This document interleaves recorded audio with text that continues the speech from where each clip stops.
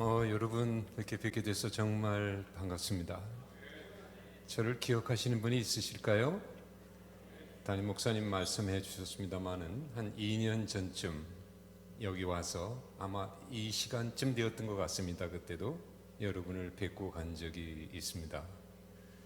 저는 이 교회의 건물과 또 이 목사님 이게 기억이 납니다마는 여러분은 저를 기억하시기가 쉽지 않을 것 같아요.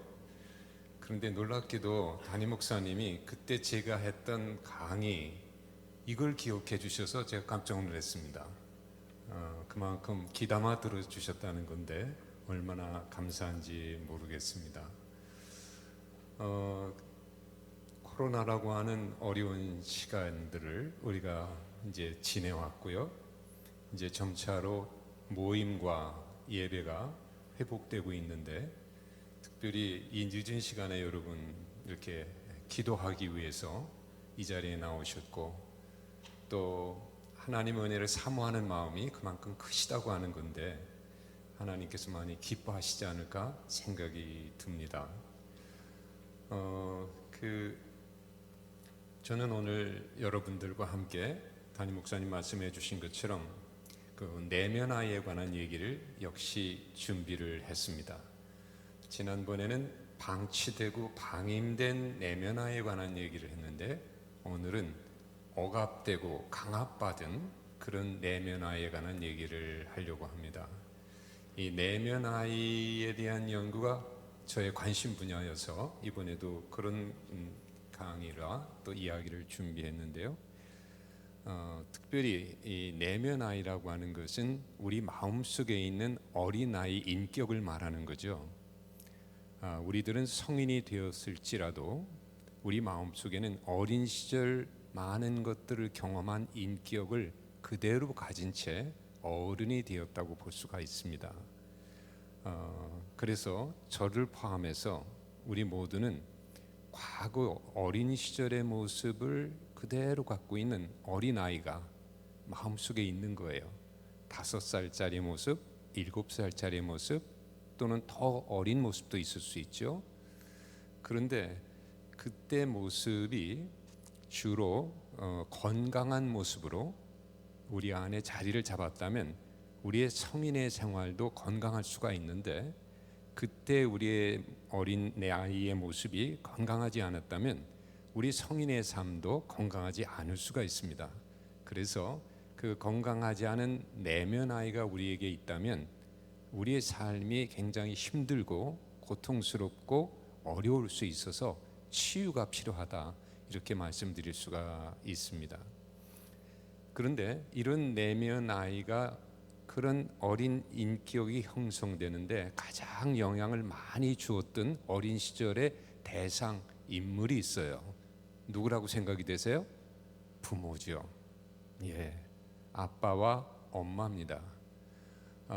이 자리에는 아빠와 엄마의 그 위치에 그 연령층에 계신 분이 대부분이라고 생각이 됩니다만은 우리는 어린 시절 어린 아이였었고 우리들에게는 부모님이 계셨죠.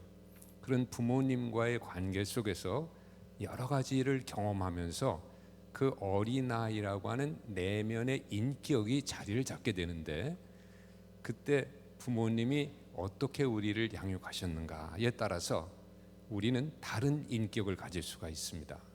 그리고 그 인격이 우리 마음속에 있게 되면요, 마음이 평안하거나 내가 원하는 일이 뜻대로 될 때는 괜찮은데 스트레스를 받거나 어려움을 당하면 그 내면 아이가 쑥 올라와서 나의 정신세계를 막 지배해버려요.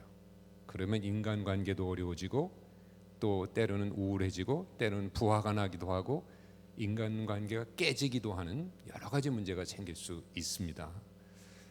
그래서 오늘 그런 내면 아이에 대한 이야기를 계속하려고 하는데 그 중에 하나가 이제 강압받은 내면 아이의 이야기입니다.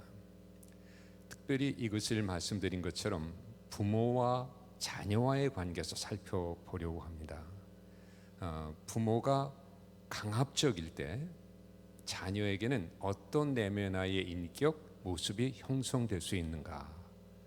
그리고 그런 내면 아이가 좀 치유되고 회복되기 위해서는 뭐가 필요한 것인가, 이런 얘기를 오늘 하려고 하는 겁니다. 강압이라고 하는 건 어떤 것일까? 저 사람 너무 강압적이야, 이런 말을 할 때 간혹 이런 말을 우리가 할 때가 있는데요. 저 사람 왜 그래? 너무 성격이 강해. 말이 안 통해. 자기 말만 하고 남의 말은 안 들으려고 그래. 모든 게 자기 맘대로야. 독재야, 독재. 무조건 하라는 대로 해야 돼. 이런 말을 하고 있다면 그 대상은 좀 강압적인 성격의 소유자다, 이렇게 말할 수가 있겠습니다.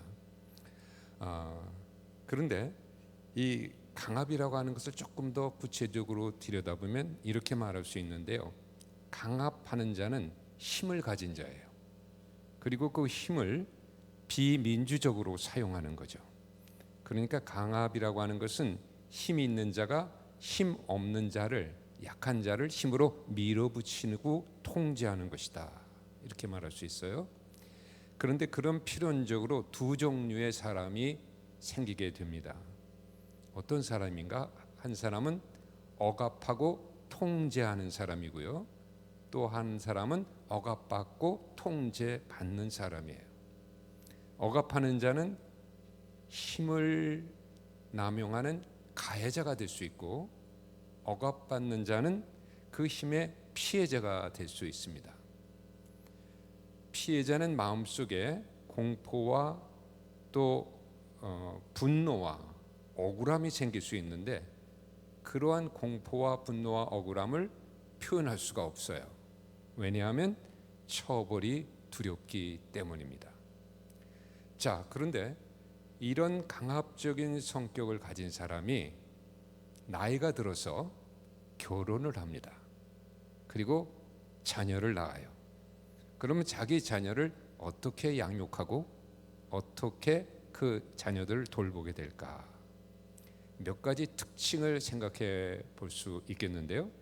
첫째로, 이 강압적인 성격의 소유자인 부모들은 자기 자녀의 자연스러운 감정이나 욕구나 생각을 무시해요. 그리고 통제해요. 더 나아가서 억압해요. 그래서 부모는 자녀가 지금 어떤 생각을 하는지, 마음 상태가 어떤지, 어떤 감정을 느끼고 있는지 관심이 없습니다. 대신 부모의 마음에 안 들면 책망하고 꾸짖죠. 강압적인 부모가 많이 하는 말이 뭐냐면 안 돼라는 말이에요. 자녀가 무엇을 원하면 뭐라고 그럴까요? 안 돼, 이렇게 말합니다. 여러분은 강압적인 부모님이 되게 아니실 거라고 생각을 하면서 저 한번 따라 하실까요? 안 돼! 한번 해보실까요? 더? 안 돼! 예, 혹시 그 전에 그런 말씀을 많이 하셨다면 이 시간 다 뱉어버리라는 겁니다. 그 다음에 자녀가 막 울면 뭐라고 그럴까요? 강압적인 부모는 한마디로 뭐라고 말하는 게 있죠? 울고 있으면 뚝! 그렇죠? 한번 따라 하실래요? 뚝! 뚝! 그리고 그쳐! 이거죠. 그쵸? 또 강압적인 부모가 잘하는 말이 있어요. 그게 뭐냐면 그만. 아이가 무슨 말을 하고 말 대꾸를 하면 그만, 이런 거죠.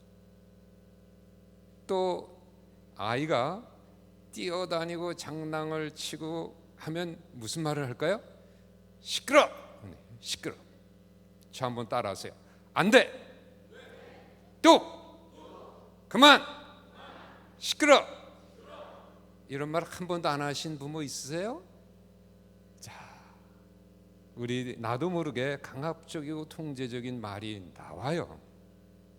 그런데 강압적인 부모는 자녀의 감정, 욕구, 생각은 통제하는 방면에 자녀들로 하여금 누구의 감정과 욕구와 생각을 따르라고 요구할까요? 부모 자신의 생각을 따르라고, 부모 자신의 욕구를 따르라고 강요합니다. 그래서 자녀가 그 욕구를 따르면 괜찮지만 따르지 않으면 소리를 지르기도 하죠. 어떻게 소리를 지를까? 안 된다고 그랬지? 그만하라고 그랬지? 엄마가 뭐라 그랬어? 아빠가 뭐라 그랬어? 그만해! 여기까지는 그래도 괜찮은지 몰라요. 이런 말이 나옵니다. 쟤 때문에 못 살아. 쟤 때문에 못 살아. 쟤 때문이 아니라 자기 때문에 못 사는 거예요. 걔 때문에 못 사는 게 아니죠.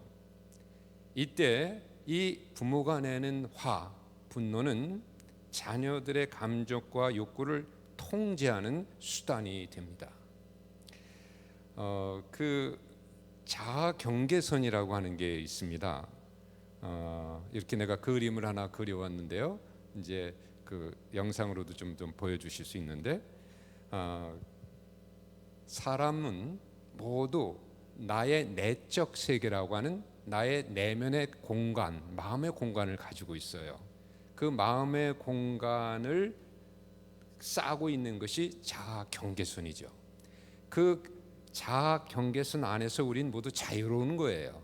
무슨 생각을 해도 괜찮고 무슨 마음속에 어떤 느낌을 가져도 상관없이 다 자아 경계선 안에서는 자유로워요. 그런데 강압적인 엄마는, 강압적인 아빠는 그 자아 경계선을 침범하는 거예요. 침범해서 그 상대방에게 고통을 주는 거죠. 어린 아이도 이런 자아의 경계선이 다 있습니다. 물론 막 태어난 신생아는 이게 형성이 안 돼요. 근데 아이가 자라면서 아이가 이런 말을 하기 시작하죠. 싫어! 이런 말을 하기. 그리고 자기 이름을 부르기도 해요. 나라고도 하겠지만 영희가 할 거야, 철수가 할 거야. 이럴 때 자기라고 하는 세가 형성되는 거예요. 이런 것이 형성된 아이에게 이런 말을 하는 것은 그 아이의 자아 경계선을 침범하는 것이 된다. 이렇게 말할 수가 있습니다. 그래서 그 강압적인 엄마 아빠는 자녀의 마음속 자아의 경계선을 침범하는 말과 행동을 많이 하게 된다. 이렇게 볼 수가 있습니다. 또 강압적인 부모는 자기가 하고 싶은 말만 해요. 그리고 자녀가 말할 기회를 충분히 줄까요? 안 줄까요? 안 줘요. 그리고 아이가 하는 말에 귀를 기울이지 않아요. 그렇게 되면 부모와 자녀 사이에 대화가 단절되죠. 소통이 부재하는 겁니다. 그렇게 되면 어떤 결과가 나타나느냐? 나중에 아이는 아예 부모와 말을 하려고 하지 않습니다. 입을 다물어 버리죠. 그러면요, 부모가 답답해져요. 아이가 말을 안 하면. 그래서 이렇게 말하죠. 아이고 답답해, 아이고 답답해. 넌 왜 말을 안 하니? 말을 안 해. 입을 꿰맸어. 왜 말을 안 해? 말을 해. 야단을 치는데 답답하기는 아이들도 마찬가지예요. 엄마 아빠가 얘기를 들어줘야 말을 하죠. 말을 해도 안 들어주니까 말을 안 하는 거예요. 아이들이 잠꼬대를 많이 하죠. 어른들도 물론 잠꼬대를 합니다만은 그 연구된 바에 의하면 잠꼬대는 어떤 의미가 있는 말이냐? 그것은 내 얘기 좀 들어달라는 거예요. 내 얘기에 좀 귀를 기울여 달라는 거예요. 깨어있는 낮 시간에. 그리고 내가 한 말을 좀 믿어달라는 거예요. 내 얘기에 귀를 안 기울여지고 나를 말 못하게 막고, 그리고 내가 한 말을 믿어지지 않을 때 잠꼬대를 하는 그런 현상이 나타난다는 이야기가 있습니다. 강압적인 부모는 자녀에게 말할 기회를 안 주는 거예요.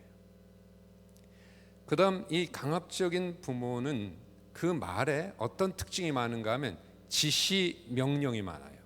그리고 경고, 위협, 모욕적인 말이 많아요. 이거 해, 저거 해. 된다니까, 안 된다니까. 하라니까, 하지 말라니까. 상당히 율법적이죠. 돼, 안 돼, 해, 하지 마. 명령이 많아요.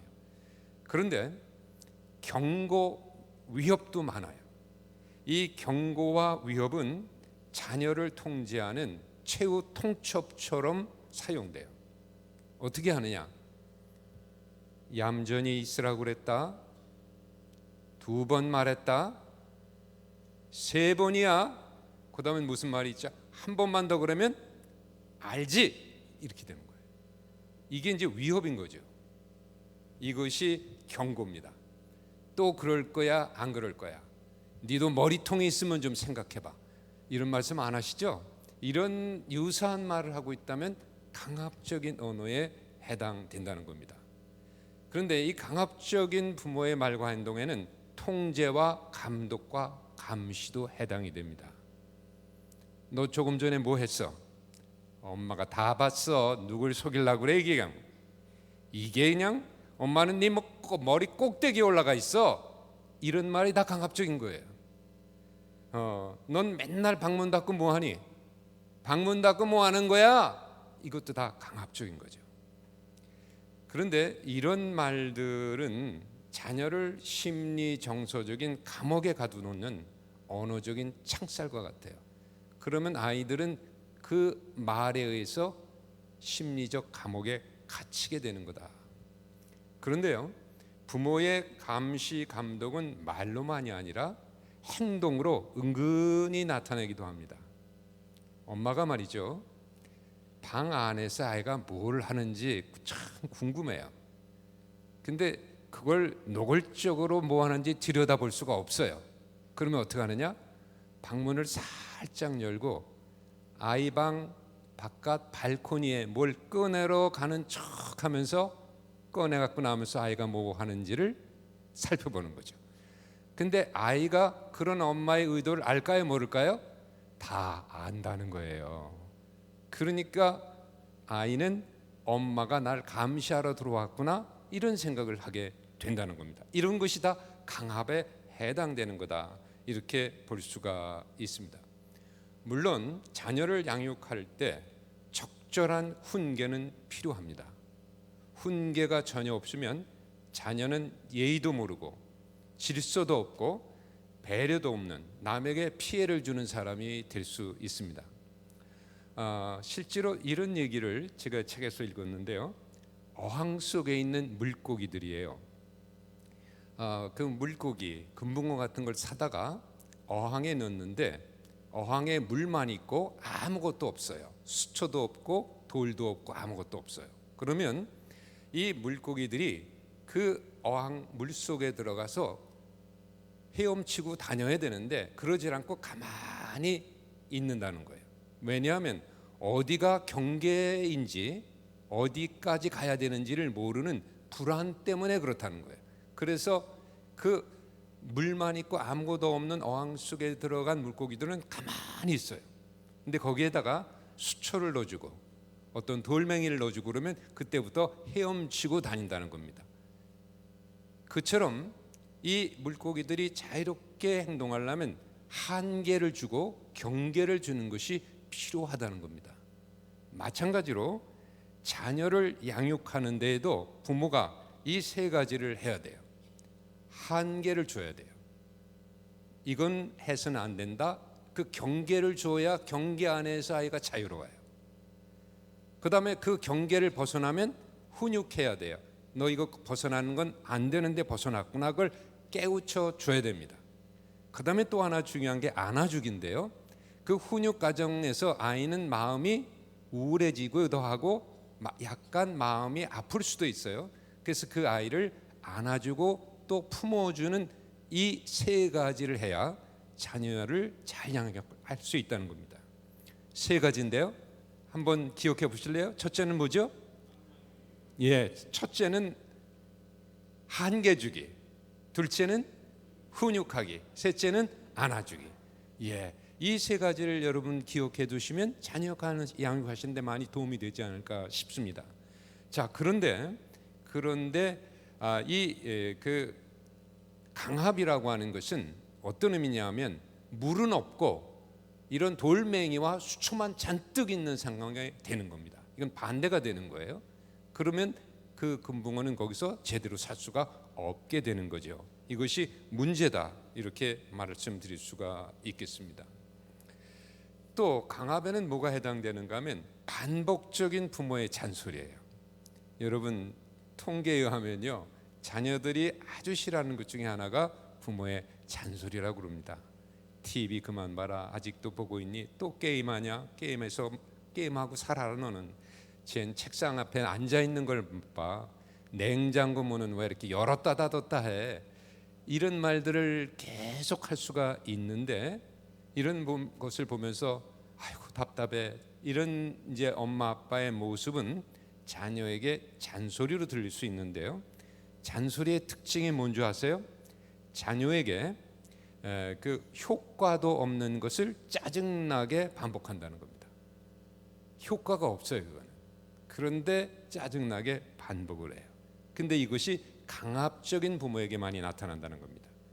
자, 그런데요, 우리가 하나 더 기억할 게 있습니다. 이 강압이라는 것은 말로만 표현되지 않아요. 부모의 표정, 시선, 동작, 소리, 이런 것들로 표현되기도 합니다. 어떻게 하느냐? 아이를 째려보는 거죠. 그냥 보는 게 아니라 이렇게 째려봐요.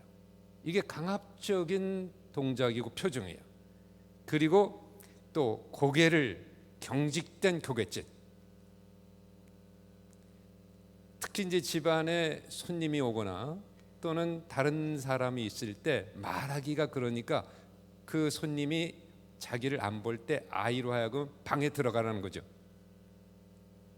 그리고 딱 이게 다 강압인 거예요.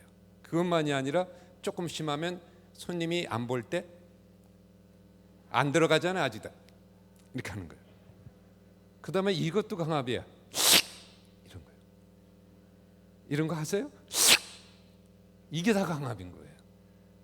그렇다 보면 참 우리 안에 그 강압적인 행동을 나도 모르게 많이 하지 않았을까, 이걸 한번 생각해 볼 필요가 있을 것 같습니다. 그런데요, 이 강압과 뭐와 또 맞물려 있는가 하면 지나친 성적 금욕주의와 맞물려 있어요. 강압적인 부모는 자녀에게 발생하는, 특히 사춘기에 발생하는 자연스러운 성적 호기심, 욕구와 충동을 그 분위기 속에서 통제하고 억압을 해요. 그래서 집에서는 그 호기심을 나타내면 안 돼요. 금기사항처럼 되기도 해요. 그래서 안 그런 척 해야 돼요. 안 그런 척 해야 돼요. 근데 이런 분위기는 아이만이 아니라 부모도 마찬가지로 안 그런 척 해야 돼요. 이럴 때 많이 사용하는 대화 방식이 뭐냐면 회피와 주의 분산이에요. 회피와 주의 분산. 예를 들면 가족이 함께 앉아 TV를 보다가 야한 장면이 나오잖아요. 그럼 누가 더 당황할까요? 아빠가 더 당황을 해요. 그러면 주의를 분산시켜야 돼. 어떻게 해야 되냐? TV 채널을 돌려요. 근데 이건 그래도 좀 그럴 수 있는데, 이제 어떤 주의 분산이나 회피를 하냐면 목마르지도 않은데 아빠가 일어나서 냉장고에 가서 물을 마셔요. 아들과 그 장면을 같이 보고 있는 걸 아빠가 더 못 견뎌. 또는 이렇기도 해. 아들에게 말을 걸어요. 중학교 1학년 된 아들 또는 2학년. 야, 너 용돈 필요하지 않니? 아빠가 용돈 좀 줄까? 주의 분산. 그래서 아이를 그 TV에서 딴 쪽으로 관심 갖게 만드는 이런 대화를 한다는 거예요. 이런 것들이 어떤 의미에서 강압과 금욕, 이것과 연계될 때 나타나는 부모의 언어의 특징으로 볼 수가 있겠습니다.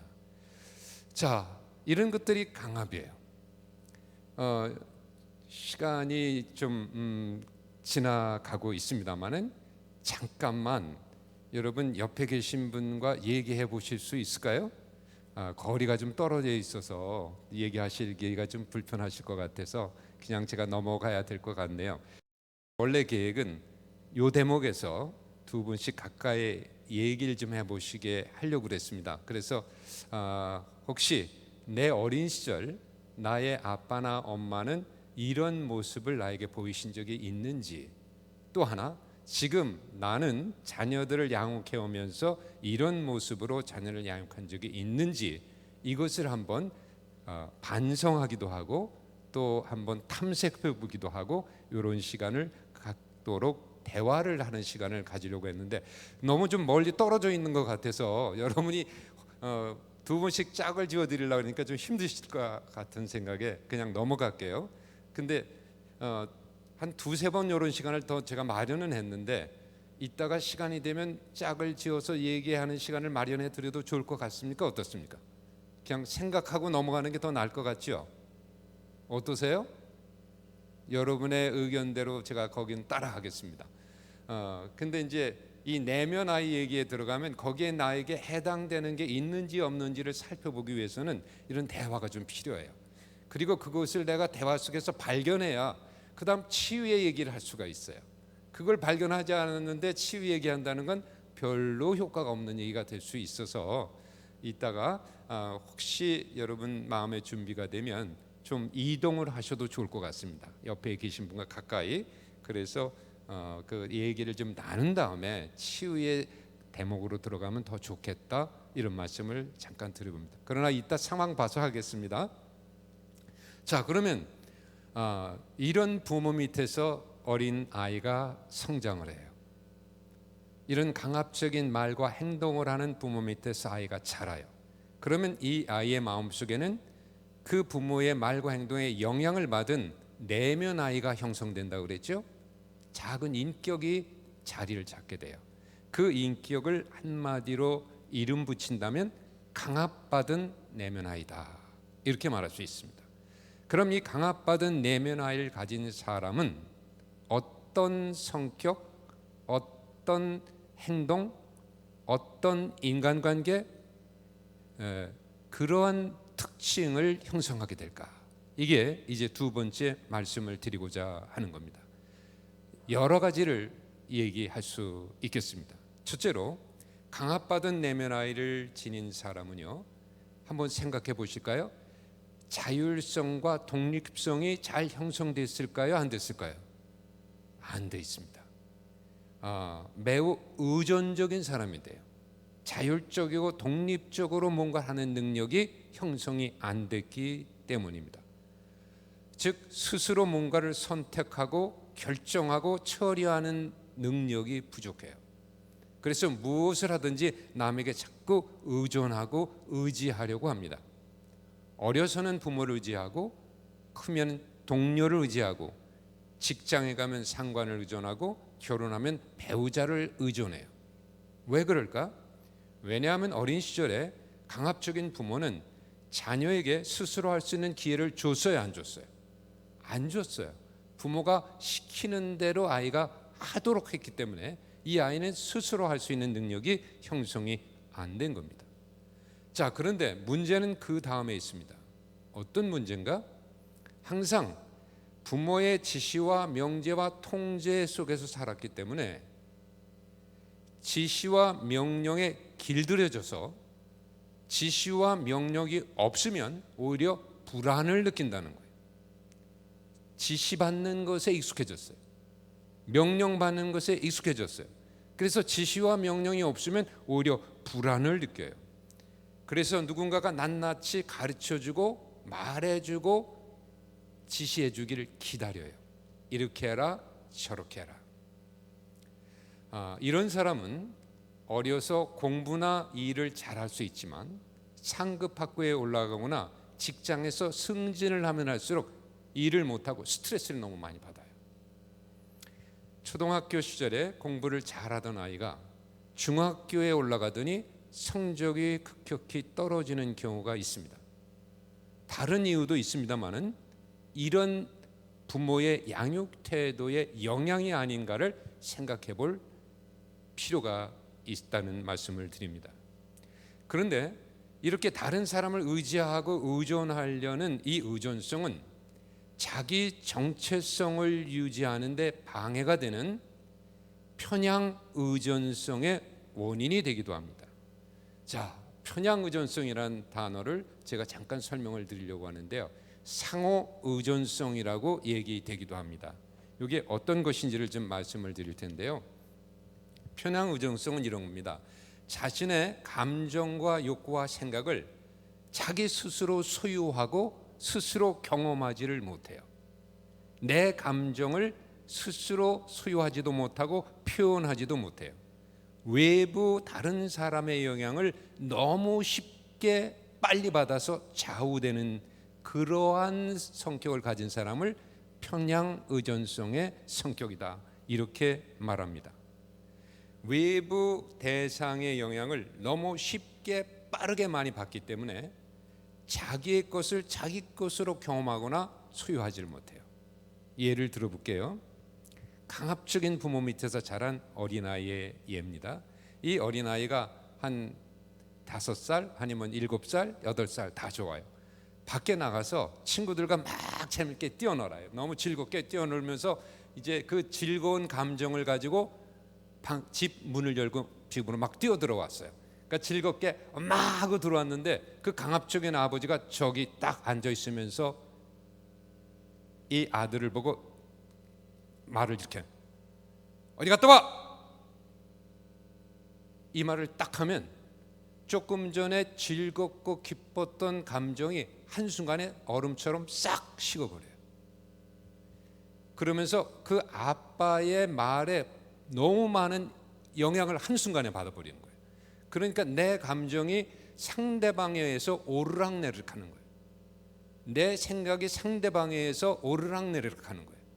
내 감정을 내 스스로 통제하는 것이 아니라 상대방에 의해서 통제당하고 내 생각이 상대방에 의해서 통제를 당하는데 그게 너무 빨리 쉽게 많이 그렇게 된다는 겁니다. 이런 성격이나 성향을 가진 사람을 편향 의존성의 성격이라고 합니다. 근데 이런 성격이 어려서만이 아니라 내면 아이가 그대로 있게 되면 어른이 되어도 그대로 나타나요. 좀 나보다 윗사람, 직장에서 상관이 뭐라 그러면 조금 전에 즐거웠던 감정, 기쁜 감정이 싹 식어지면서 몸이 굳어져요. 누가 뭐라 그러면 내가 하려고 했던 생각이 사라지면서 그분의 생각을 그냥 쫓아가요. 옳고 그름을 따지기도 전에 쫓아간단 말이죠. 이런 것이 편향 의존성이에요. 왜 이러한 성향이 나오느냐? 내 안에 강압받은 내면 아이가 있기 때문에. 강압받은 내면 아이의 중요한 특징 중에 하나가 이런 편향 의존성이다. 이런 분이 결혼을 하면 아내든 남편이든 관계없이 그 배우자에게 너무 의존된 감정을 갖게 돼요. 그러니까 남편이 기분 좋으면 나도 무조건 기분 좋고 남편이 기분이 나면 나도 무조건 기분 안 좋아. 내가 기분 좋은 것으로 남편 기분 안 좋은 것을 바꿔보지를 못해. 이렇게만 영향을 받으니까 편향적으로만 한쪽으로만 영향을 받기 때문에 그렇다는 겁니다.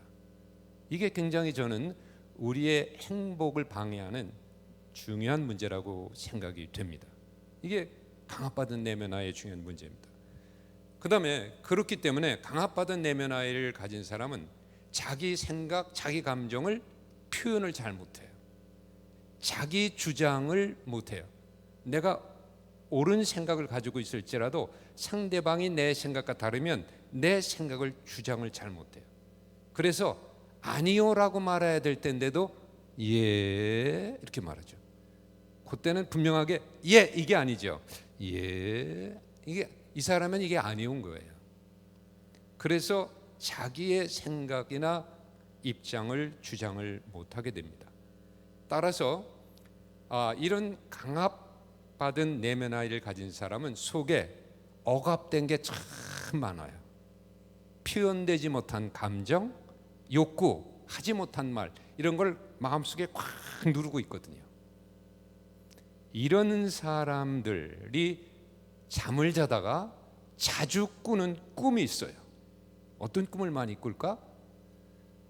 제가 여기 하나 적어놨는데요. 강압받은 내면 아이를 가진 사람, 감정이나 욕구를 제대로 표현하지 못하는 사람들이 잠을 자다가 많이 꾸는 꿈 중에 하나가 뭐냐면 배설을 못하는 꿈이에요. 배설을 못하는 꿈. 꿈을 꾸는데 꿈에서 배설이 굽해요. 그래서 화장실을 찾아요. 근데 아무리 찾아도 화장실이 없는 거예요. 왔다 갔다 그런 꿈을 꿔. 또는 화장실은 찾긴 찾았는데 화장실 문이 열리질 않아. 닫혀가지고 아무리 흔들어도 열리질 않아서 배설을 못하는 그런 꿈을 꾸기도 해요. 또는 화장실에 들어갔는데 화장실에서 오물이 넘쳐요. 막 넘쳐가지고 거기 앉아서 배설을 할 수가 없어요. 또는 이런 꿈을 꾸기도 하는데요. 화장실에 들어가서 앉았는데 벽이 유리로 돼 있어요. 밖에서 날 다 들여다봐. 또는 문이 자꾸 열렸다 닫혔다 해. 그래서 불안해서 배설을 못하는 꿈을 꿀 수가 있어요. 이런 꿈들은 뭐를 지금 나에게 알려주는 중요한 메시지가 담겨 있는가 하면 이겁니다. 내 안에 뭐가 많다는 거예요? 억압된 감정, 욕구, 생각들이 많다는 거예요. 너무나 그것들을 속에 꽉 채워놓고 배설을 못하고 있는 상태라는 걸 보여주는 거예요. 다시 말하면 이제는 내 감정, 내 욕구, 내 생각도 좀 표현하면서 살아야 된다는 걸 보여주는 거예요. 그래서 이런 말이 있습니다.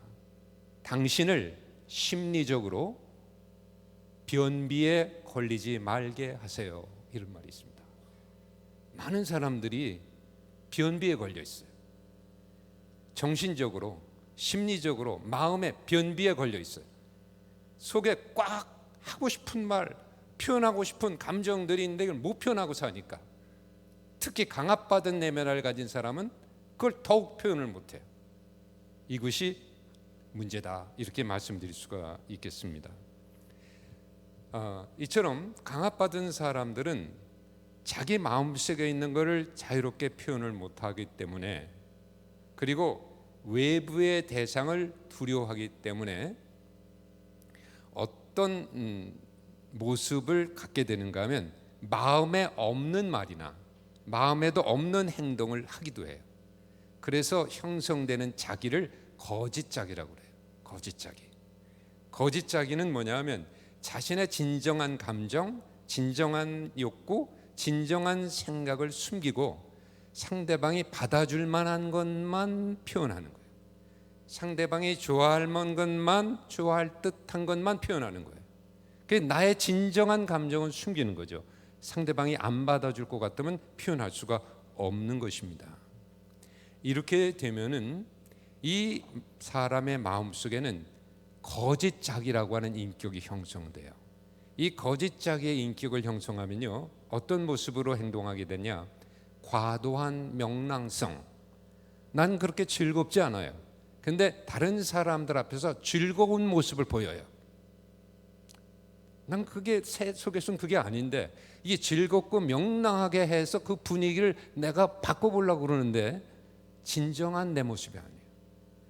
썩은 미소. 정말 내가 지금 이 미소 지을 기분이 아닌데 이 상대방이 좋아할 것 같으니까 미소를 짓죠. 그걸 우리 썩은 미소라고 표현하는 게 적절할지 모르겠습니다만은 그런 미소. 특히 이런 사람들은 감정 노동을 많이 해야 돼요. 내가 원치 않는 감정을 자아내야 되기 때문에 굉장히 스트레스와 피로를 많이 느끼게 된다는 겁니다.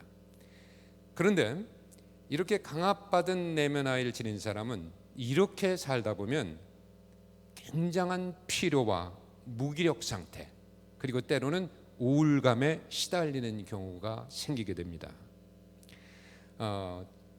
내 마음속에 있는 것을 표현하지 못하면요, 우리는 굉장한 무력감에 빠져요. 그리고 또 더 나가서 우울한 감정 상태에 처할 수가 있는데, 특히 분노 같은 감정을 못 표현하면 우울감으로 갈 수가 있어요. 분노라는 것은 바깥으로 막 튀어나가는 감정이거든요. 화가 나면 소리를 지르기도 하고 뭘 손으로 딱 치기도 하고 발로 차기도 하는 게, 이게 분노의 일반 방향이에요. 근데 그거를 안 하면 그 분노가 바깥으로 튀어나가다가 꺾여서 나를 때려요. 나를 치면 이것이 우울로 가는 거다. 그렇다고 소리 지르고 발로 차고 이렇게 하라는 게 아니고, 그런 분노를 잘 내가 알아차리고 처리할 수 있어야 된다는 겁니다. 그렇지 않으면 우리는 우울로 많이 갈 수 있어요. 강압받은 내면 아이를 가진 사람, 이런 사람은 그 몇 가지 정신적인 특성을 가지고 있는데, 그게 뭔가 하면 제가 좀 또 하나 적었는데요, 공상이 많다는 거예요. 그리고 뭔가를 잘 잊어버린다는 거예요. 망각. 그리고 살짝 거짓말을 한다는 겁니다. 공상이 많아요. 강압받은 내면을 가진 사람은 공상, 백일몽을 많이 갖고 있어요.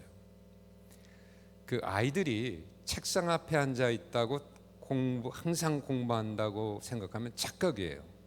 공상을 할 때가 참 많아요. 특히 강압받은 내면 아이를 가진 아이는 책상 앞에 앉아서 책을 펴놓지만 책을 읽기보다는 공상에 많이 사로잡혀요. 어제 TV에서 보았던 장면, 게임에 나오는 인물들, 학교 친구들과 있었던 일, 이성 교제에 관한 이야기, 신경 쓰고 괴로운 상황에서 빠져나오는 것, 이런 걸 공상을 하죠. 그런데 이런 공상에 아주 공통된 주제가 하나가 있어요. 뭐냐면 그 공상 속에서 자기가 원하는 것을 성취해요. 그리고 공상 속에서 자기가 영웅적인 주인공이 돼요. 공상 속에서 내가 주인공이 되고 내가 주목이 되는 거예요. 이건 뭐냐 하면 강압적인 부모와의 관계에서 내가 성취하지 못한 약자를 보상하는 공상이죠. 그래서 그 공상 속에서 그것을 보상받으려고 하는 거죠.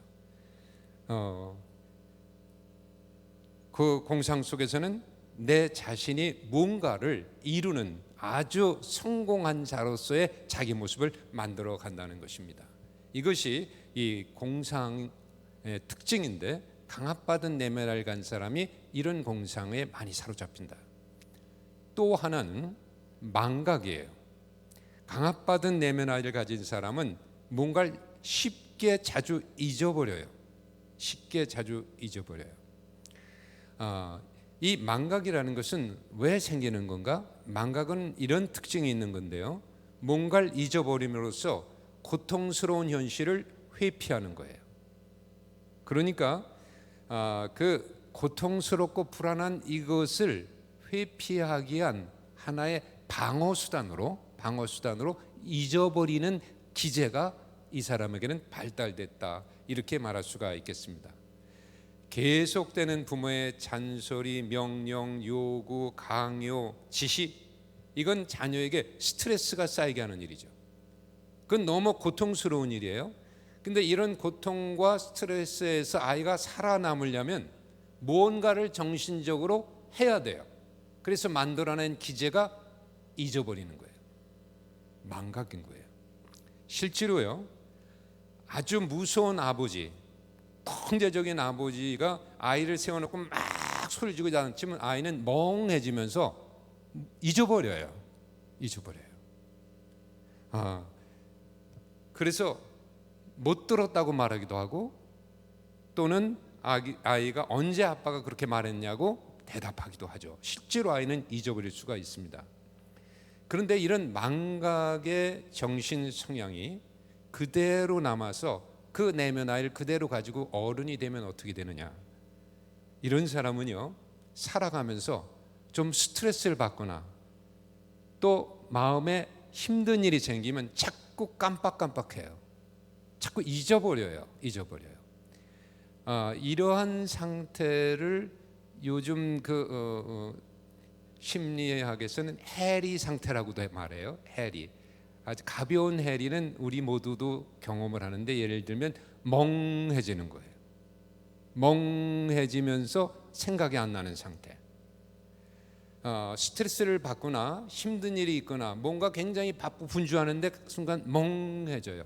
근데 약간 멍해지는 것은 모든 사람이 다 있는 것인데 이게 너무 자주 온다는 겁니다.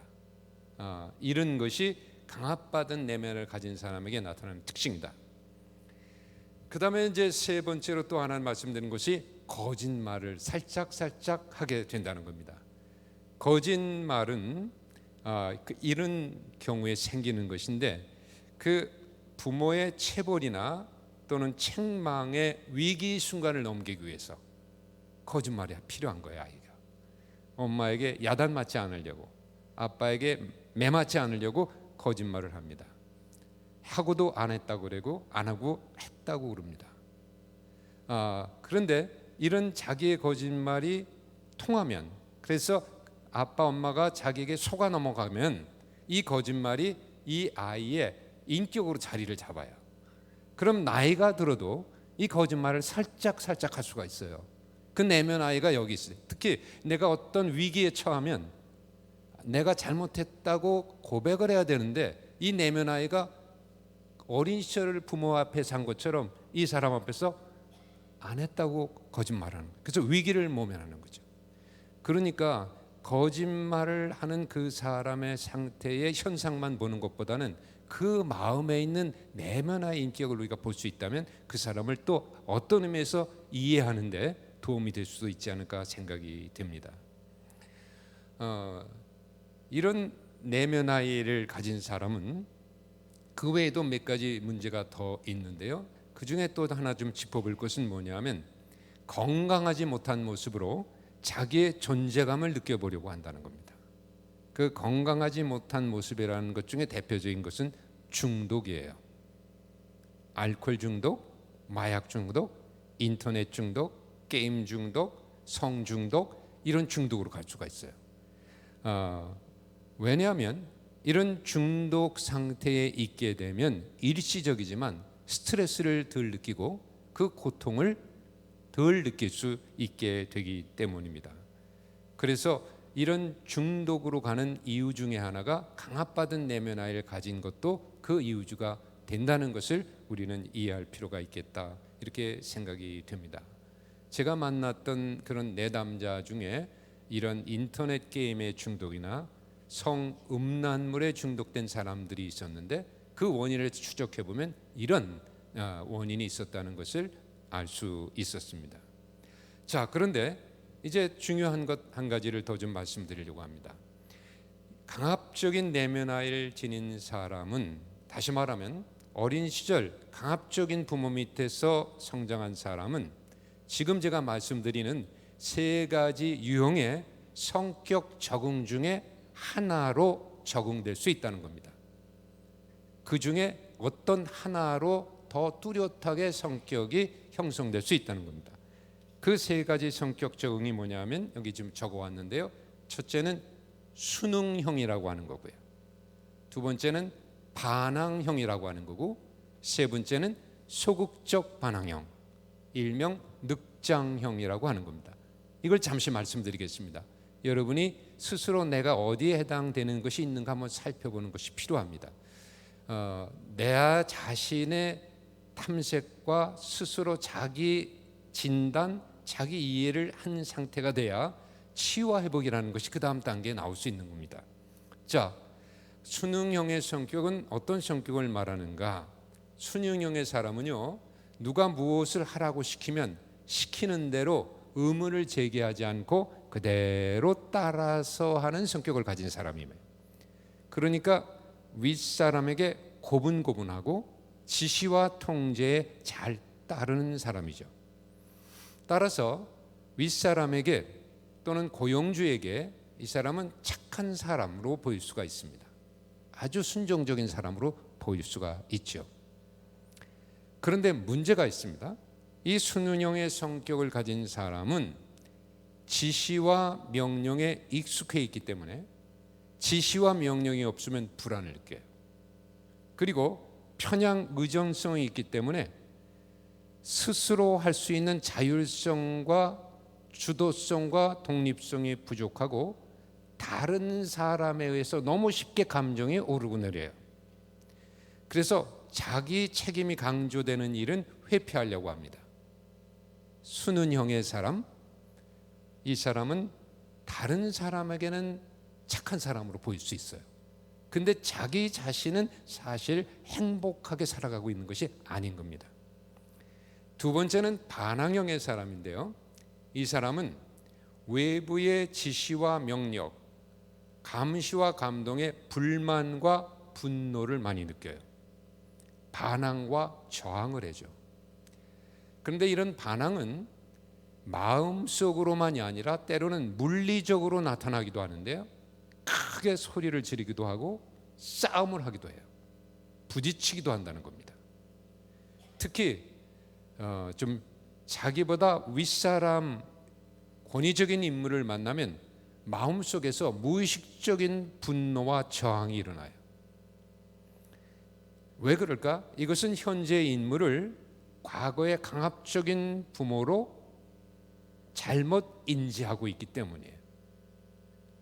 현재의 부모를 옛날 강압적인 부모로 생각하고 있기 때문이에요. 이런 것을 보통 상담에서는 치환이라고도 말하고 전이라고도 말해요. 옛날 내 마음속에 무서운 아버지, 강압적인 아버지의 이미지가 있잖아요. 그런데 직장 상관에게 딱 들어갔을 때 전혀 다른 사람인데 그 아버지에 대한 이미지를 갖고 있는 내면 아이가 이 직장 상관을 무의식 속에서 아버지로 생각을 한단 말이죠. 그래서 내 안에 반항하고 싶은 마음이 일어날 수 있다는 겁니다. 이 반항형의 그 성격을 가진 사람, 그러니까 어려서 부모가 강압적이었을 때 어떤 사람은 수능형, 착한 모습으로 인격이 형성되기도 해요. 근데 어떤 사람은 반항형, 싸우고 또 이렇게 저항하는 모습으로 형성되기도 해요. 그런데 또 하나가 있는데 그게 뭐냐면 소극적 반항형이라는 겁니다. 소극적 반항형, 이걸 우리가 좀 이해할 필요가 있습니다. 어떤 모습을 가진 것인가? 이런 소극적 반항형을 가진 사람은 외부의 권위적인 인물이 제시하는 지시와 명령이 있을 때 그걸 따르기는 해요. 그걸 저항하지는 않고 따르기는 해요. 따르기는 하는데 즉시 따르지 않고 꾸물거려요. 늑장을 부리면서 그 따르고 행위로 옮기는 것을 지연시켜요. 그래서 늑장형이라고도 제가 별칭을 붙여놨습니다. 꾸물거리거나 늑장을 부리는 것은 뭐냐면 그 마음속에 있는 강압받은 내면 아이가 그 지시와 명령에 소극적으로 반응하는 거예요. 적극적으로 반응하는 것이 아니고 소극적으로 반응하는 것이다. 그렇게 하면서 자기의 욕구도 함께 충족해 가려고 하는 거예요. 그래서 이 게으름이라고 하는 것은 어떤 의미에서 반항의 다른 얼굴이다, 이렇게 볼 수도 있겠습니다. 늑장을 부리는 것. 이런 늑장, 소극적 반항형의 성향을 가진 자녀는요, 부모가 무엇을 하라고 하면은 하기는 하는데 즉각하지 않고 자기가 하고 싶은 것을 계속하면서 꿈을 대고 늑장을 부려요. 그렇게 하는 모습은 부모가 보이기에 꾀를 부리고 게으른 모습으로 보여서 부모가 더 화를 내고 소리를 지르게 되는데, 사실 얘는 그렇게 하면서 자기의 성향을 그대로 드러내는 거라고 볼 수 있죠. 엄마가 아이에게 무엇을 하라고 시키면 일단 아이는 네 하고 대답은 잘해요. 그래 놓고는 자기가 하고 있는 걸 계속하는 거예요. 엄마가 소리치죠. 게임 그만해, 공부해. 그러면 아이는 일단 네 엄마 해놔요. 그리고 엄마 얼굴이 안 보이면 계속 게임을 해요. 엄마가 다시 와서 보니까 아직도 게임하거든요. 너 아직도 게임해? 소리를 지르죠. 그러면 이 아이가 알았어 엄마하고 게임기를 끄는 척해요. 근데 엄마가 다시 나가거든요. 그럼 다시 켜고 게임을. 언제까지 그러냐? 엄마가 밥주걱 들고 뛰어올 때까지 계속하는 거예요. 그런데요, 어떻게 보면 이런 아이는 참 현명한 아이예요. 머리가 좋은 아이예요. 뭐냐면 엄마의 강요와 요구에 엄마의 욕구만이 아니라 내 욕구도 좀 충족하면서 살아야겠다는 거거든요. 내 욕구도 중요하겠다는 거예요. 저는 그래서 이런 아이가 크면은 인물 되지 않을까, 이런 생각도 해보고 있습니다. 그런데 이런 소극적 반향, 이 늑장형의 성격을 그대로 가진 내면 아이를 마음속에 두고 어른이 된다면 어떻게 될까? 이런 모습이 나타날 수 있어요. 이런 사람이 결혼을 하죠. 그러면 이제 부부간에 문제가 좀 생길 수 있는데 아내가 부탁을 해요. 여보, 여기 뭐 걸게 못 좀 하나 박아줘요 라고 남편에게 부탁해요. 그럼 남편은 일단 알았어 그러고 대답을 해요. 그리고 뭐 할까요? 계속 TV 봐요. 그리고 계속 컴퓨터 앞에 앉아 있어요. 그 다음 날 여보 여기 못 좀 하나 박아달라니까요. 어제보다 음성이 좀 높아질 수밖에 없죠. 그럼 남편은 알았다니까 왜 이렇게 소린 지르고 그랬어? 알았어 해놓고 뭐 할까요? 역시 TV 보구나. 텔레비 앞에 앉아 있어요. 아내 입장에서는 굉장히 답답하죠. 그게 자꾸 미뤄요. 집안일 또는 그 친척 간에 전화해야 될 일, 뭘 해야 될 일, 이걸 자꾸 미뤄요. 자꾸 미뤄요. 소극적 반항이에요. 늑장형이에요. 다른 이유도 있겠지만 가장 중요한 것은 그 마음속에 강압받은 내면 아이가 있기 때문인 거죠.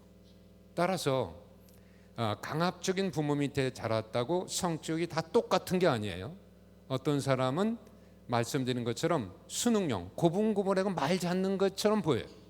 또 하나는 반항하고 정하는 행동을 해요. 또 한 사람은 소극적 반항, 늑장을 부리고 하긴 하는데 꿈을 거려요. 이러한 모습을 가질 수 있다는 겁니다. 자, 이런 것이 이제 내면 아이의 모습들인데 강압받은 내면 아이들의 모습들이죠. 이제 잠깐 그래도 시간을 좀 가지면 어떨까 싶은데 여러분 옆에 계신 분과 얘기해 보실 만한 어떤 그 생각들이 마음속에 좀 만들어졌나 모르겠습니다. 그 나에게 해당되는 모습이 여기 있는가, 아니면 우리 자녀 중에 이런 모습이 좀 있는가, 또는 나의 남편이나 아내 또는 어린 시절 나의 부모님의 나의 양육하시는 모습은 어땠는가. 그래서 짝 시간 많이 안 드리고 한 3분 정도만 드릴게요. 그래서 이 내면 아이의 몇 가지 특징이 있었죠. 독립성, 자율성이 부족하고 의존하려고 한다. 편향 의존성 기억하시죠? 감정이 너무 상대방에 의해서 내 감정이 오르락내리락한다. 또 배설을 못하는 그런 꿈을 꾼다. 또는 마음속에서 그 감정 표현을 못하고 거짓말, 거짓 자기가 형성이 되기도 한다. 또 굉장히 피로를 많이 느끼고 무력하게 삶을 살기도 한다. 공상, 망각, 거짓말을 가끔씩 한다. 그 다음 순응하는 아이, 또 반항하는 아이, 소극적으로 늑장하는 아이. 이런 얘기 속에 나에게 좀 생각나는 분, 나를 포함해서 가족 간에 생각나는 사람이 있으면 잠깐 얘기하는 시간을 갖도록 하겠습니다. 조금 옆에 계신 분과 자리를 좀 옮겨 주실 수 있을까요? 예, 2분, 3분 괜찮습니다. 한 3분만 시간을 드릴게요. 예, 2-3분 정도 지금 움직여 주세요. 우리 나눔 잘 하잖아요. 우리 10시 30분까지 나눔하면 좋을 것 같습니다. 자, 우리 항상 목장 나눔도 많이 하고 예배 때 전체 나눔 하잖아요. 움직여 주세요. 너무 많이 있으면 시간이 모자라기 때문에 2명이 제일 좋습니다. 2명 아니면 어색하면 3명까지 하겠습니다. 자, 우리 30분 될 때까지만 서둘러 주시기 바랍니다. 자기 얘기도 하고 자기 자녀들 얘기도 한번 해보겠습니다. 자, 시작하겠습니다. 반주 살짝 주시고. 아유, 고맙습니다.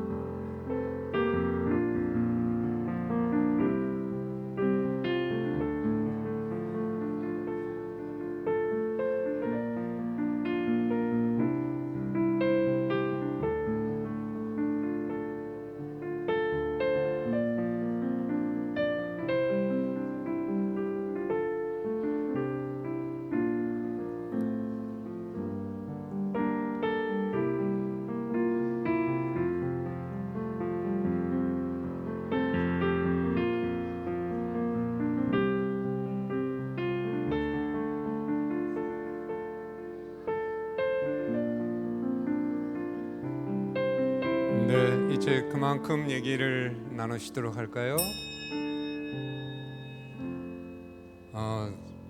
제가 좀 너무 조심을 했나 봐요. 이렇게 일단 얘기를 나누시니까 참 재밌게 잘 나누시는 것 같은데 아까도 할 걸 그랬다는 생각이 드네요. 우리 담임 목사님이 우리 교인들이 이런 나눔 훈련이 잘 되어 계시다는 말씀을 주셨는데 감사드립니다. 사실 이게 얘기를 나누시는 그 자체가 우리가 치유로 가는 굉장히 좋은 그 발걸음이라고 생각이 됩니다. 상담이라고 하는 것은 이 말을 통해서 내 마음에 있는 걸 내놓는 거잖아요. 그래서 대화 치유 이런 그 치유가 상담의 오랫동안 전통입니다. 이런 얘기를 하고 나누는 것 자체가 나 자신을 이해하는 것이고 또 우리 가족을 이해하는 중요한 또 과정이 된다고 볼 수가 있겠습니다. 자, 그럼 이제 좀 치유에 관한 이야기를 살펴볼 텐데 좀 짧지만 핵심적으로 짚어보도록 그렇게 하겠습니다. 이런 강압받은 내면 아이의 그 문제를 치유한다는 것은 그렇게 단순한 문제는 아닙니다. 이것이 하나의 성격으로 하나의 우리 안에 이렇게 고정되어서 오랫동안 살아왔기 때문에 쉽게 바뀌진 않는 거죠. 그러나 치유되지 않는 것은 아닙니다.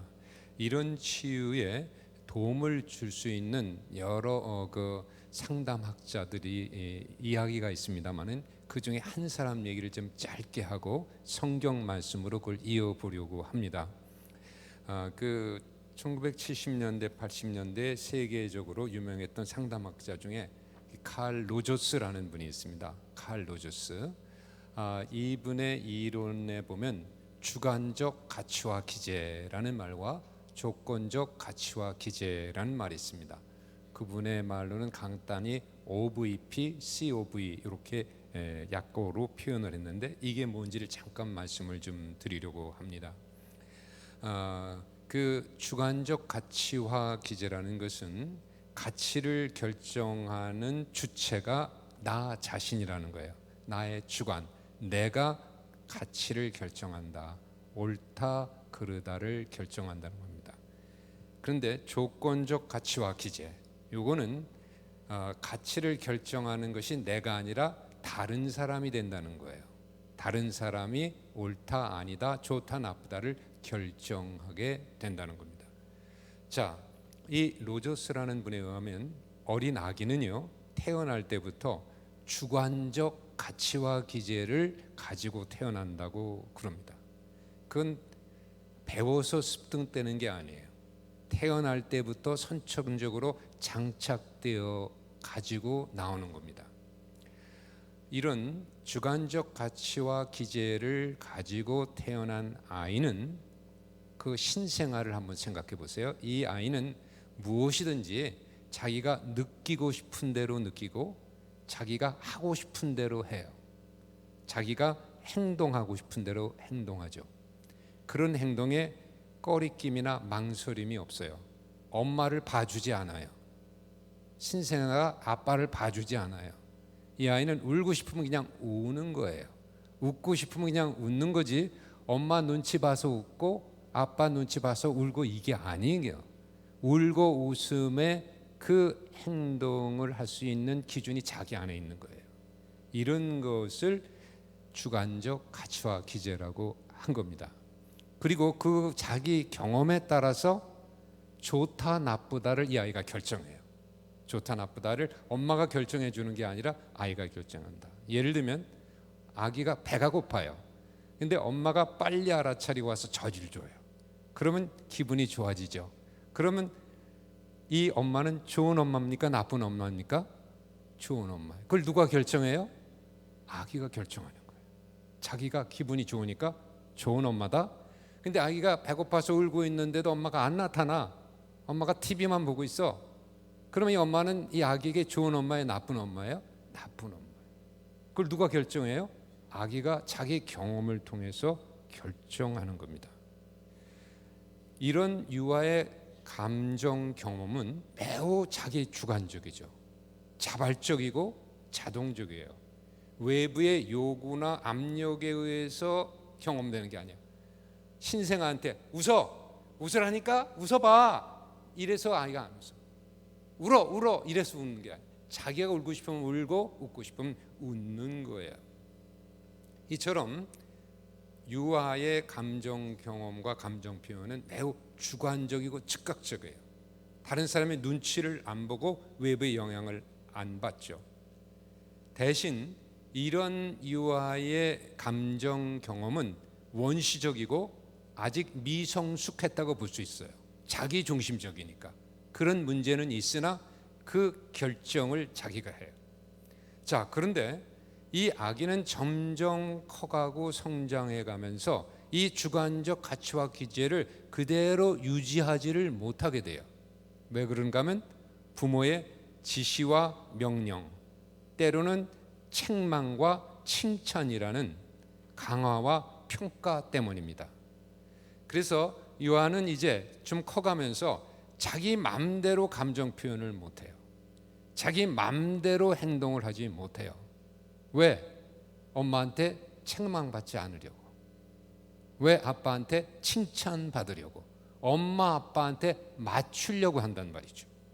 그 결과 유아의 가치 결정 기준이 어린 유아로부터 누구 쪽으로 옮겨갈까요? 부모 쪽으로 옮겨가요. 그래서 이 아이에게 새로운 가치 결정 기제가 형성되는데 그것이 두 번째 말씀드린 조건적 가치와 기제예요. 이런 조건적 가치와 기제가 형성되면은 아이는 자기가 하고 싶은 대로 마음대로 못해. 자기가 느끼고 싶은 대로 마음대로 못 느껴요. 부모의 눈치를 보고 부모에게 맞춰서 해야만 된다고 생각을 하기 때문입니다. 이렇게 되면 어린 아기는 이제 성장하면서 부모에게 책망받지 않고 칭찬을 받으려고 자기의 감정과 욕구를 숨기거나 다른 감정을 표현할 수가 있어요. 제가 어린 시절에 생각나는 말이 있는데 저는 어린 시절에 얌전하다, 점잖다는 말을 참 많이 들었어요. 지금도 그런 모습이 저한테 좀 있지 않나요? 점잖고 얌전하다. 저희 어머니가 저를 데리고 친구 집에 가면은 저희 어머니 친구분이 제 머리를 뒤통수를 쓰다듬어요. 그럼 하시는 말씀이 얘는 왜 저렇게 얌전해요? 참 숙성하네요. 참 어른 같아요. 이런 말을 하셨어요. 그러면 저는 그 말을 들을 때 우리 엄마를 쳐다보면 미소를 짓고 계신데 그 말 듣는 걸 엄마가 참 좋아한다는 걸 알았어요. 그럼 제가 어떻게 했냐? 더 얌전을 빼느냐고 가만히. 제 어린 시절은 얌전 빼다가 볼일 다 봤어요. 이게 이제는 엄마에게 맞추는 거예요. 다른 사람에게 맞추는 거죠. 나도 애들처럼 뛰어놀고 싶고 개구장이 같이 하고 싶고 막 이렇게 하고 싶은 마음이 내 속에 없겠어요? 어린아이인데. 근데 그렇지 않고 거기에 맞추려고 그렇게 얌전을 뺀 거죠. 이런 기제가 바로 조건적 가치와 기제라는 거예요. 자, 물론 우리의 인격이 건강하고 조화를 이루려면 이 두 가지 가치와 기제, 주관적 가치와 기제와 조건적 가치와 기제가 잘 통합이 돼야 됩니다. 그래야 내 감정 욕구도 중요하지만 상대방 감정 욕구도 중요하게 생각할 수 있는 능력이 생기는 거죠. 그런데 문제는 이거예요. 강압적인 부모 밑에서 자란 아이는 이 주관적 가치와 기제를 상실한 거예요. 그리고 조건적 가치와 기제만을 가지고 사는 거예요. 그래서 편향적인 의존성이 생기는 것이고 아까 말씀드린 내면화의 문제가 다 생기는 것이라고 볼 수가 있겠습니다. 자, 그렇다면 치유란 뭘까요? 치유라는 것은 상실한 주관적 가치와 기제를 다시 찾도록 도와주는 거예요. 그걸 다시 이 아이가 가져와야 돼요. 어른이 되었어라도 이걸 다시 가져와야 돼요. 그래서 내가 울고 싶을 때는 울고 내가 웃고 싶을 때는 웃을 수 있는 그러한 내 감정 표현이나 내 생각이나 욕구의 표현을 상대방을 무시하지 않으면서 할 수 있어야 돼. 이걸 균형 잡게 할 때 우리는 강압받은 내면 아이가 치유됐다고 볼 수 있다는 겁니다. 자, 그렇게 하기 위해서는 그럼 뭐가 필요할까? 칼 루조스라는 상담학자가 그런 얘기를 했어요. 그 사람을 대하는, 그런 아이를 대하는 부모 또는 상담자 또는 그 아이와 관계하는 다른 어른의 인격과 역할과 자세가 중요하다. 그러면 그 사람은 어떤 인격과 역할과 자세를 가져야 될까? 강조한 것이 있는데 그게 뭔가 하면 무조건적으로 긍정적으로 존중해 주는 것이다. 무조건적 긍정적 존중이라는 말을 했습니다. 무조건이어야 된다는 거예요. 조건을 붙이면은 이 사람은 계속 조건적 가치와 기제를 가질 수밖에 없다는 거예요. 이제는 무조건적으로 긍정적으로 그의 감정과 생각과 욕구를 존중해 줘야 된다는 겁니다. 물론 이게 쉽지는 않죠. 성격이나 이 모습이 고쳐지는데 그렇게 쉽게 되겠습니까? 그래서 이 로저스는 무조건적 긍정적 존중의 태도가 필요한데 이런 태도는 부모에게도 필요하다. 부모에게도 필요하다. 이렇게 말합니다. 자, 그래서 여기서 저는 이 존중이라는 것에 대한 얘기를 잠깐 하려고 하는 겁니다. 존중이란 어떤 걸까요? 존중은 누군가를 정말 인정해주고 그분의 말과 행동을 가치 있게 생각해 주는 것인데, 그런데 이 존중의 가장 진화되고 또 가장 발전된 모습은 뭘까? 저는 이런 것을 생각해 본 적이 있습니다. 제가 이해할 때 진정한 존중이라는 것은 이렇게 설명할 수 있는데요. 상대방의 모든 말과 행동은 비록 부정적으로 보일지라도 그 사람이 그 사람의 상황 속에서는 그렇게 할 수밖에 없었던 최선의 행동이라는 것을 내가 이해하는 것이다. 이게 저는 진정한 존중이라고 생각합니다. 제가 적어왔는데 이 작은 글자가 있는데 잘 안 보이시죠? 제가 적었는데 이렇게 적었습니다. 상대방의 행동은 그가 처한 환경에서 그가 할 수 있는 최선의 행동이라는 것을 이해하는 것이다. 이게 저는 존중이라고 생각합니다. 저를 한번 따라 하실 수 있을까요? 상대방의 행동은 그가 처한 환경에서 그가 할 수 있는 최선의 행동이었다는 것을 이해하는 것이다. 내 아내를 생각해 보십시다. 내 남편을 생각해 봅시다. 남편이 퇴근해서 막 화가 났어요. 그럼 아내는 당신 왜 그래? 이렇게 보다 존중이라는 건 뭐예요? 지금 남편의 저 화난 행동은 지금 남편이 직장에서 처한 어떤 그 환경에서 그 반응으로 지금 내 남편이 할 수 있는 최선의 행동은 저거야 라고 그걸 이해해 주는 거예요. 그게 존중이에요. 내 아이가 지금 막 어떤 엄마가 볼 때 엄마 마음에 안 드는 행동을 해. 그런데 그 안 드는 행동을 할 때 존중은 뭐냐 하면 저 아이는 지금 그 아이의 처한 환경에서 그리고 아이가 갖고 있는 그 능력 안에서 걔가 할 수 있는 최선의 행동은 저것뿐이다라는 것을 엄마가 이해해 주는 거예요. 이게 존중이에요. 그런데 이런 존중을 받게 되면 말씀드린 주관적 가치와 기제가 살아나기 시작한다는 거예요. 살아나기 시작한다. 이 역할을 해줄 수 있느냐는 거예요. 문제는 엄마나 아빠도 이 역할을 해줄 수 있다면 아이들은 이제 살아날 거예요. 부부간도 살아날 거예요. 이러한 존중의 마음을 갖고 사람을 대하는 것. 자, 그런데 저는 이런 진정한 존중을 배우고 경험할 수 있는 이야기가 성경에 있다고 생각이 됩니다. 그 이야기는 탕자의 비유에 나오는 아버지의 모습이에요. 비유의 이야기는 이렇게 시작되죠.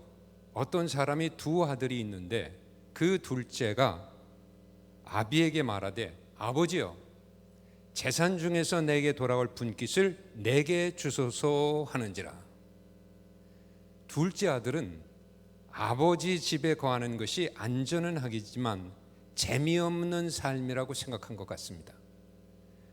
그는 세상의 쾌락과 재미를 마음껏 누리고 싶었어요.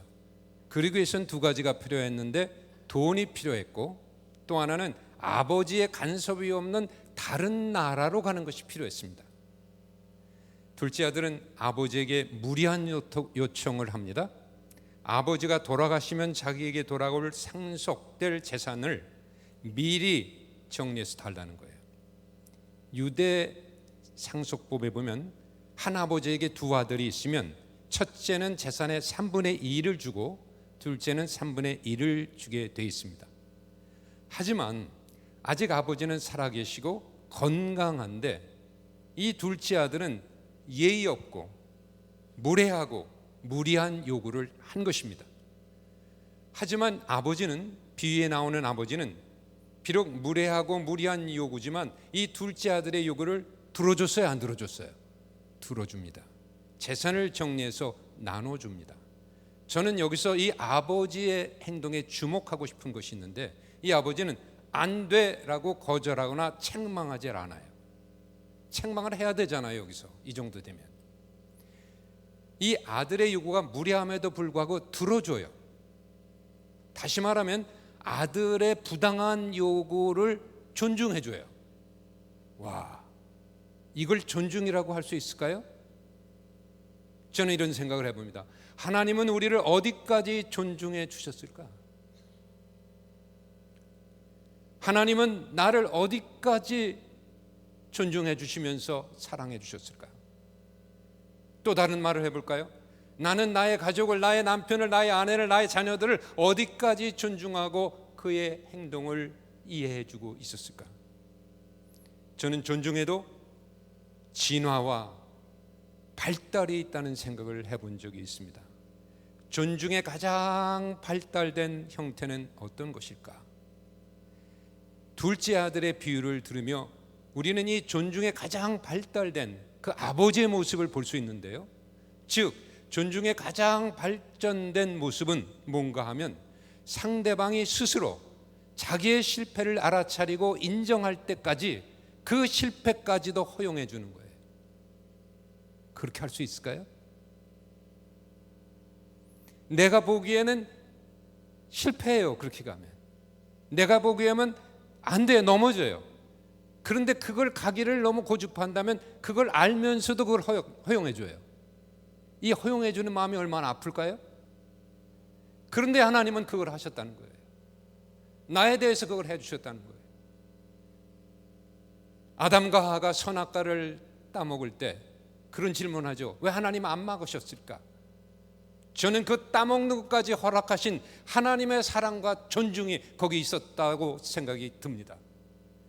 그리고 내 안에 강압받은 내면 아이가 그런 하나님을 만날 수 있다면, 그렇게 나를 존중해 주시고 사랑해 주시는 하나님의 인격을 만날 수 있다면 나의 강압받은 내면 아이는 변화될 것이다. 치유될 것이다. 그 아이는 하나님이 본래 주신 주관적 가치와 기제를 다시 마음속에 갖게 될 것이다. 저는 그 말씀을 드리면서 오늘 강의를 마치려고 합니다. 감사합니다. 고맙습니다.